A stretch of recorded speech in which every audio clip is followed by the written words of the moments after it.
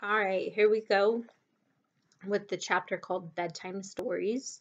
Okay, we're back with Bailey. We're back in Massachusetts. We are back to the scene where he is visiting the circus. Remember that Poppet and Widget had given him that silver ticket, which gets him into the circus as often as he wants. Um, and yeah, let's just see how it goes. Okay.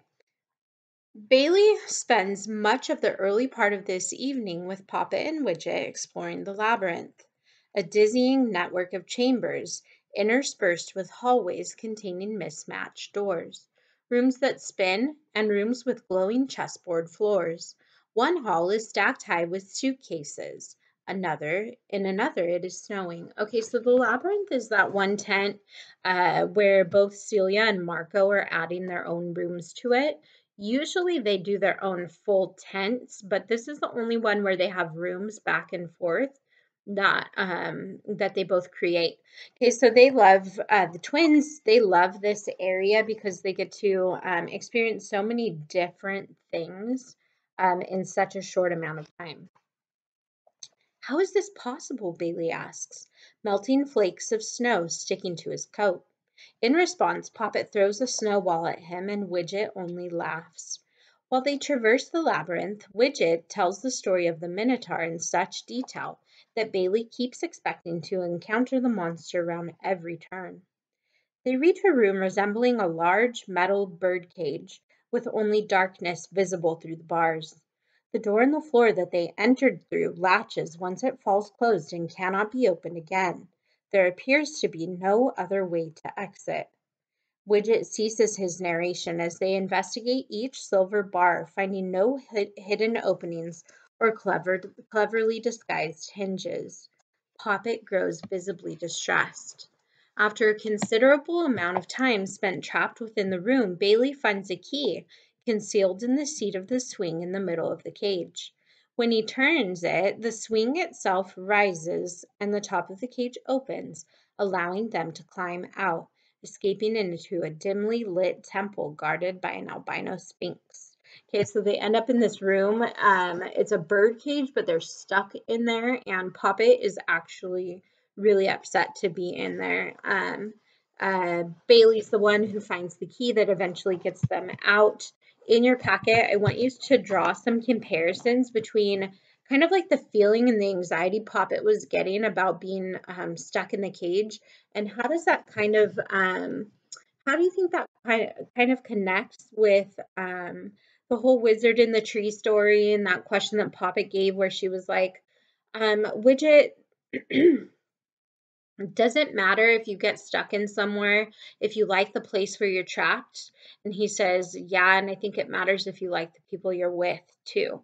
Okay, so the kids are starting to like pull these different kind of like perspectives about how maybe they're trapped in the circus and maybe they can't leave.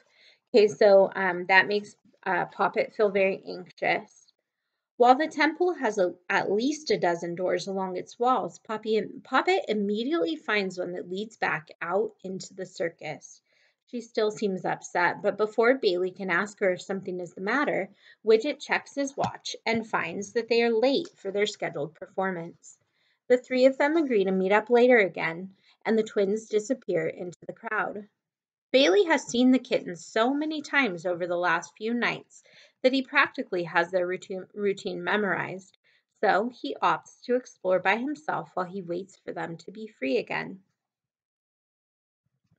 This particular path he chooses to wander down has no obvious doors. It is only a passageway between tents, endless stripes illuminated by flickering lights. He notices an uneven spot in the alternating black and white. Bailey finds a gap in the side of one of the tents, a split in the fabric, each edge dotted with silver grommets, and a black ribbon hangs just above his head, as though this opening was meant to be laced together to keep the tent firmly closed. He wonders if some circus member forgot to relace it. Then he sees the tag. It is the size of a large postcard attached to the black ribbon, the way one might attach a gift card to a present. The tag hangs loosely a few feet off the ground. Bailey turns it over. The picture side shows a black and white etching of a child in bed covered in fluffy pillows and a checkered quilt, not in a nursery, but under a star-sprinkled night sky. The opposite side is white, with elegant calligraphy in black ink that reads, Bedtime Stories, Eventide Rhapsodies, Anthologies of Memory. Please enter cautiously and feel free to open what is closed. Okay, so at first look, it almost seems like maybe this tent is like unfinished or something, or maybe it's not meant to be gone into. But he finds the tag on the tent, and it says it welcomes you to come in, and then it says open what is closed. Okay, the first time I read the book, this particular tent was very confusing to me. I had a hard time figuring out what it was all about. But now that I see it, now that I know what it is and I look back, there are hints that tell us. I mean, the name of the tent itself is called Bedtime Stories. Okay, it's a very mysterious tent. So let's see what it's like. Bailey cannot tell if the tag refers to the break in the tent or if it has been misplaced from some other tent. Most of the tents have prominently placed signs in painted wood and entrances that are clearly defined or marked. This one seems as though it was not meant to be found. Other patrons pass by on their way from one part of the circus to another, too absorbed in their conversations to notice him contemplating a postcard-sized tag by the side of a tent. Tentatively, Bailey pulls the unlaced flaps apart enough to peek inside to try to discern if this is indeed a separate circus attraction and not the back of the acrobat tent or some sort of storage area. He can make out only several twinkling lights and shapes that could possibly be furniture. Still unsure, he pulls the flaps apart enough to enter, stepping inside carefully, per the instructions on the postcard, which proves wise as he walks directly into a table covered in jars and bottles and lidded bowls that rattle against one another. He stops, hoping not to knock anything over. Okay, so as soon as he steps through the tent, he runs directly into this big table, and on the table there's like little bottles, there's jars, there's bowls. The bowls have lids on them. Okay, and he walks in. And he's like, "This is weird. It's just all random and messy, and there's just little jars everywhere." He has no idea what he's looking at. It is a long room, the size of a formal dining room, or maybe it only resembles a dining room because of the table, which stretches the length of the tent, though there is enough room to maneuver around it carefully. All of the jars and bottles are different. Some jars are simple glass mason jars. Others are glazed ceramic jars or ornate frosted glass. Bottles for wine or whiskey or perfume. There are silver-lidded sugar bowls and containers that look rather like urns. They appear to be in no particular pattern or order. They are simply strewn across the table. There are additional jars and bottles around the periphery of the room as well, with some on the ground and some on boxes and tall wooden bookshelves. The only element that correlates the room with the picture on the tag is the ceiling. It is black and covered with tiny twinkling lights. The effect is almost identical to the upward view of the night sky from outside. Bailey wonders how all of this might relate to a child in bed or to bedtime stories as he walks around the table. He recalls what the tag said about opening things, wondering what could possibly be inside of all of these jars. Most of the clear glass ones look empty. As he reaches the opposite side of the table, he picks one up at random. A small round ceramic jar glazed in black with a high shine and a lid topped with a round curl of a handle. He pulls the lid off and looks inside. A small wisp of smoke escapes, but other than that, it is empty. As he peers inside, he smells the smoke of a roaring fire and a hint of snow and roasting chestnuts. Curious, he inhales deeply. There is the aroma of mulled wine and sugared candy, peppermint, and pipe smoke, the crisp pine scent of a fir tree, the wax of dripping candles. He can almost feel the snow, the excitement and the anticipation, the sugary taste of striped candy. It is dizzying and wonderful and disturbing. After a few moments, he replaces the lid and puts the jar carefully back on the table. Okay, so what these jars contain are like stories or situations in a bottle. Okay, so the first one, he takes the lid off of it. He smells, he can smell peppermint, snow, talks about anticipation and excitement being a feeling that he can feel in there. He talks about a fir tree. Okay, and so I'm just gonna come out and tell you, in case you haven't figured it out, that would be Christmas in that bottle. Okay, so the one he just opened first was kind of like the memory of or the feeling of Christmas, like contained in a bottle. So, excuse me. So, even though my instinct as I read the rest of these bottles and jars with you, my instinct is going to be to point out to you, oh my gosh, you guys, look, that one's a such and such. But I can't do that because your packet that you guys are working on actually asks you to identify what's in the following bottles. Okay, so here comes the second one. Okay, because remember, he smells the Christmas one. It smells good, but it also smells disturbing to him for some reason. Maybe whoever put the memory in there had a bad Christmas that year. I'm not sure. Okay, so now he's going to pick a different jar. Let's see what's in it. He looks around at the jars and bottles, intrigued but hesitant to open another. He picks up a frosted glass mason jar and unscrews the silver metal lid. This jar is not empty but contains a small amount of white sand, which shifts on the bottom. The scent that wafts from it is the unmistakable scent of the ocean, a bright summer day at the seashore. He can hear the sound of waves crashing against the sand, the cry of a seagull.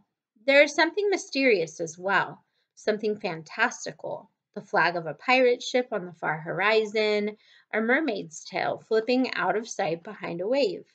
The scent and the feeling are adventurous and exhilarating, with the salty tinge of a sea breeze. Bailey closes the jar, and the scent and the feeling fade, trapped back inside the glass with its handful of sand. Next, he chooses a bottle from a shelf on the wall, wondering if there is any distinction between jars and bottles on the table and the ones that surround it. If there is an indiscernible filing system for these curious containers. Okay, so remember the jars and containers just strewn across the table. We see some on the ground, which is weird because if they're glass, it means if someone kicks one over or steps on one, it might break. And so it's just a big mess in this room. And he wants to see maybe what one off of one of the shelves might be. Let's see. This bottle is tall and thin with a cork held in place by a silver wire.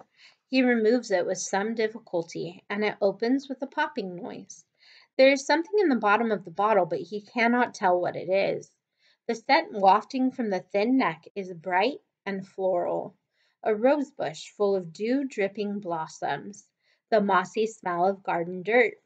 He feels as though he is walking down a garden path. There is the buzzing of bees and the melody of songbirds in the trees. He inhales more deeply, and there are other flowers along with roses, lilies and irises and crocuses. The leaves of the trees are rustling in the soft, warm wind, and the sound of someone else's footsteps falling not far from his own.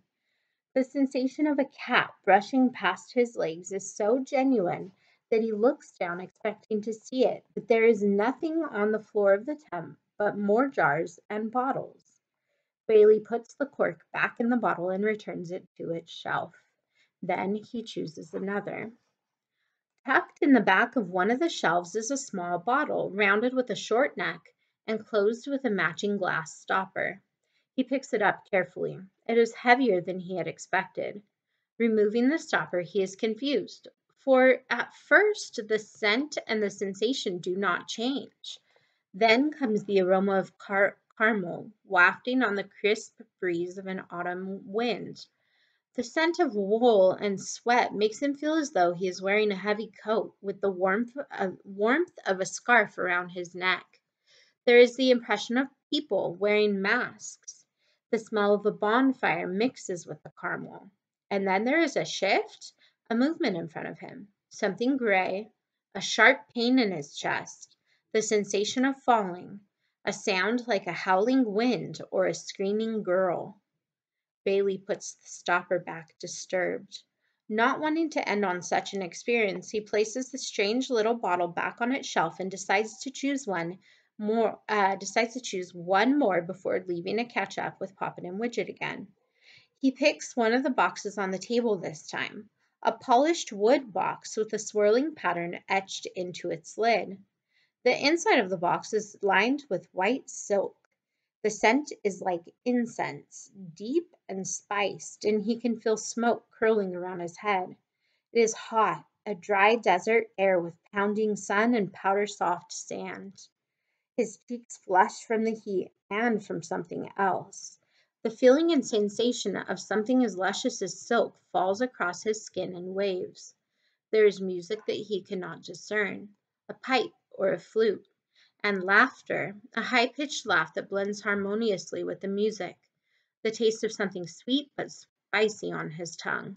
The feeling is luxurious and light-hearted, but also secretive and sensual. He feels a hand on his shoulder and jumps in surprise, dropping the lid down on the box. That last one, by the way, I still have a hard time trying to figure out what all of that comes together to mean. So that's why in your packet it says take your best guess, because some of them I don't even know for sure what they're supposed to be. Well, I know what all of them are supposed to be except for that last one. So it's okay if you're taking a guess and you don't know for sure. The sensation ends abruptly. Bailey stands alone in the tent underneath the twinkling stars. That is enough, he thinks. He goes back to the flap in the tent wall, careful not to disturb any of the jars or bottles nearby. He stops to adjust the tag that hangs from the ribbon on the tent flap so that it is more easily visible, though he is not certain why. The illustration of the child asleep in his bed beneath the stars faces outward, but it is difficult to tell if the child's dreams are peaceful or restless. He walks back to find Poppet and Widget, wondering if they might want to head to the courtyard for something to eat. Then the scent of caramel wafts as he walks by, and Bailey finds he is not particularly hungry after all. Okay, something in that bottle that smelled like caramel has now turned his appetite down, and he feels grossed out by the smell of the caramel. Bailey wanders down curving paths, his mind preoccupied with bottles full of mysteries. As he turns a corner, he encounters a raised platform with a statue still occupant. But this one is different from the snow-covered woman he had seen before. Okay, so here we go, another living statue. This woman's skin is shimmering and pale. Her long black hair is tied with dozens of silver ribbons that fall over her shoulders. Her gown is white, covered in what to Bailey looks like looping black embroidery, but as he walks closer, he sees that the black marks are actually words written across the fabric. When he is near enough to read parts of the gown, he realizes that they are love letters inscribed in handwritten text. Words of desire and longing, wrapping around her waist, flowing down the train of her gown as it spills over the platform. The statue herself is still, but her hand is held out, and only then does Bailey notice the young woman with a red scarf standing in front of her, offering the love letter-clad statue a single crimson rose. Yes? What do you need, bud? Okay. Sorry, kids. The kids, they're coming in. Okay, so while the kids are doing what they need to do in here, let's talk about the description of this one. I think it sounds rather beautiful, actually, which is that this woman, she's wearing this white gown, and at first, Bailey thinks it's like embroidery or something on her dress, but it isn't. It's the written words of like love letters and stuff like that. It's pretty cool. And also, he notices that there's a girl or a young woman standing in front of her offering a red rose to her. Okay, so the statue didn't have a rose before, but someone in the audience is handing her one. And I think that that will look beautiful with her white gown with all the love letters. Hey guys, if you're in here, that's okay, but I'm going to be reading, so you have to stay quiet, okay? The movement is so subtle that it is almost undetectable, but slowly, very, very slowly, the statue reaches to accept the rose. Her fingers open, and the young woman with the rose waits patiently as the statue gradually closes her hand around the stem, releasing it only when it is secure. And then the young woman bows to the statue and walks off into the crowd. The statue continues to hold the rose.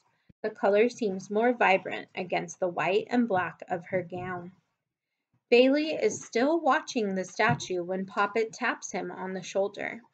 "She's my favorite," Poppet says, looking up at the statue with him. "Who is she?" Bailey asks. "She has a lot of names," Poppet says, "but mostly they call her the Paramour. I'm glad someone gave her a flower tonight. I do it myself sometimes if she doesn't have one. I don't think she looks complete without it." The statue is lifting the rose gradually to her face. Her eyelids slowly close. "What did you do with your time?" Poppet asks as they walk away from the Paramour toward the courtyard. "I found a tent full of bottles and things that I wasn't sure I was supposed to be in," Bailey says. "It was strange." To his surprise, Poppet laughs. "That's Widget's tent," she explains. "Celia made it for him as a place to practice putting down his stories. He claims it's easier than writing things out. Widge said he wanted to practice reading people, by the way, so we can catch up with him later. He does that sometimes, to pick up bits of stories. He'll probably be in the Hall of Mirrors or the drawing room." Okay, so that tent that Bailey had found is a place where Widget is taking all the stories he thinks of in his head. And it reminds me of in Harry Potter when they're looking at the pen save and he could like Dumbledore can take his wand and like pull memories out of his own brain and pull it down into the like swirling water. Kind of reminds me of that. Widget can take stories and images from his head and he can kind of like pull the images out and like discard them into the bottles for safekeeping. "What's the drawing room?" Bailey asks, the curiosity about a tent he hasn't heard of winning out over the fleeting thought to ask who Celia is, as he does not recall Poppet mentioning the name before. "It's a tent that's made up of blank black walls with buckets full of chalk, so you can draw everywhere. Some people only sign their name, but others draw pictures." Levi, you need... Okay, you need to take the puppy out of here, son. I can't.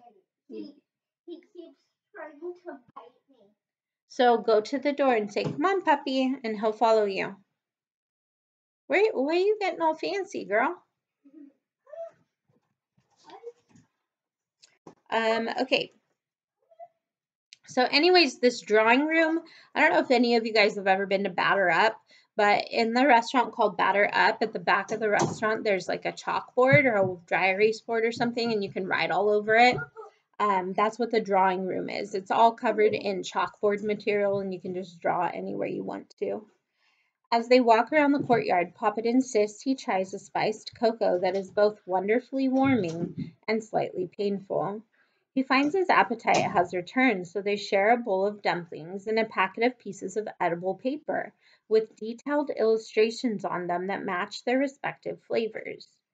They wander through a tent full of mist, encountering creatures made out of paper, curling white snakes with flickering black tongues, birds with coal-colored wings flapping through the thick fog. The dark shadow of an unidentifiable creature scurries across Poppet's boots and out of sight. She claims there's a fire-breathing paper dragon somewhere in the tent, and though Bailey believes her, he has difficulty reconciling it in his head, the idea of paper that breathes fire. It's getting late, Poppet remarks as they walk from tent to tent. Do you have to go home? I can stay for a while, Bailey says.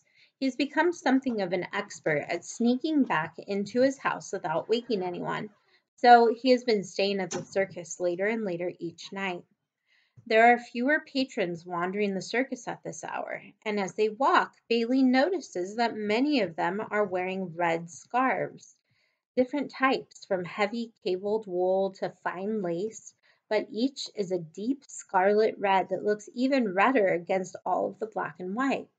He asks Poppet about it once so many flashes of red have passed by that he is sure it is not a coincidence, and recalling that the young woman with the rose had a red scarf as well. It's like a uniform, she says. They're reviewers. Some of them follow the circus around. They always stay later than other people. That red is how they identify each other. Okay, remember the reviewers is kind of like the Night Circus fan club that her Thiessen's in charge of. Okay, and so Bailey ends up staying at the circus so late on this particular night that it's mostly just reviewers left in the circus. So Bailey notices the red scarves and Poppet just tells him about what the reviewers are. Bailey tries to ask, yeah, Bailey tries to ask more questions about the reviewers and their scarves, but before he can, Poppet pulls him into another tent and he is immediately silenced by the sight he's met with inside.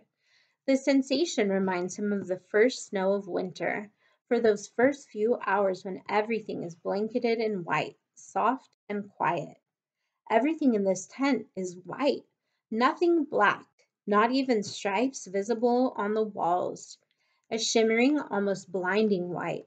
There are trees and flowers and grass surrounding twisted pebble pathways, every leaf and petal perfectly white. What is this? Bailey asks. He did not have a chance to read the sign outside the door. This is the ice garden, Poppet says, pulling him down the path.